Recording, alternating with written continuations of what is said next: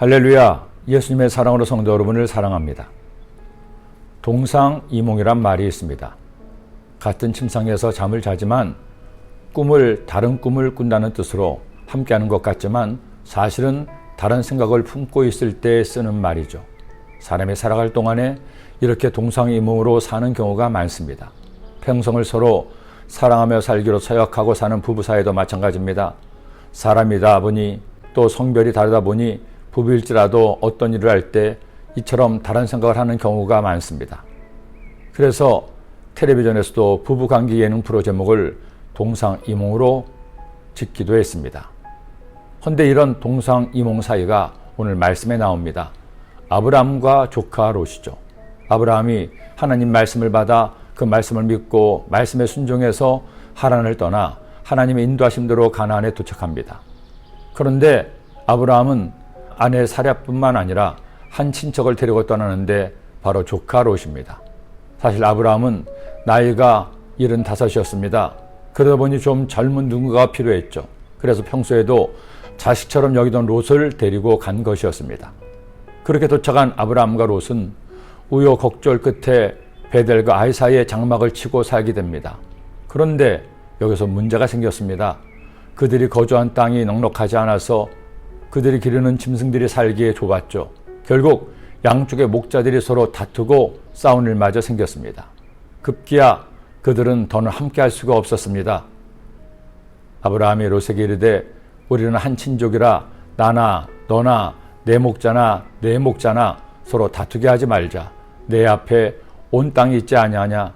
나를 떠나가라. 내가 좌하면 나는 우하고 내가 우하면 나는 좌하리라. 결국 동상이몽이던 아브라함과 롯은 헤어지게 됩니다. 아브라함이 어른답게 롯에게 먼저 선택하라고 하자 롯은 물도 많고 좋아 보이는 요단강 지역을 선택합니다. 그리고 점차 내려가 소돔성 인근까지 옮겨갑니다.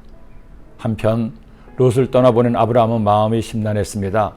원래 아브라함은 롯을 자신의 아들처럼 생각했기 때문입니다. 하나님께서 큰 민족을 이루시겠다 했지만 현실은 아직 한 명의 자식도 없었던 터에 롯을 자신의 자식으로 염두에 두기도 했기 때문입니다. 사실 하나님은 롯을 의지하는 아브라함의 마음을 아셨기에 그를 떠나게 하신 겁니다.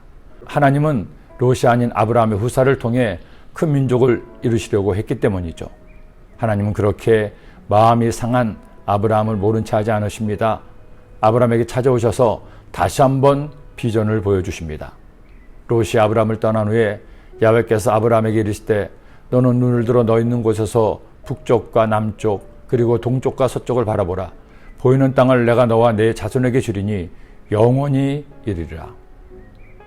하나님은 하나님의 백성들이 사람을 의지하는 것을 기뻐하지 않습니다.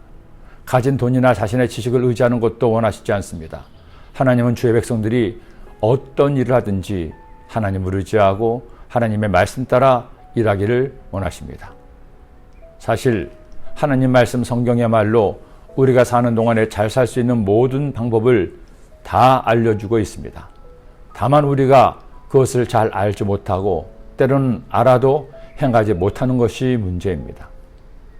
여러분 사는 게 지금 힘들고 어렵습니까?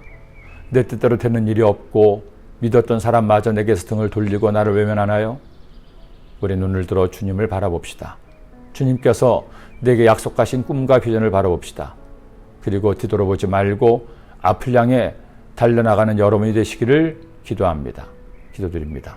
사랑의 주님, 아브라함이 롯을 의지했을 때 하나님은 롯을 떠나가게 했습니다. 아브라함이 하나님만을 믿고 따르고 순종하자 하나님께서는 아브라함으로 믿음의 조상 되게 하셨습니다.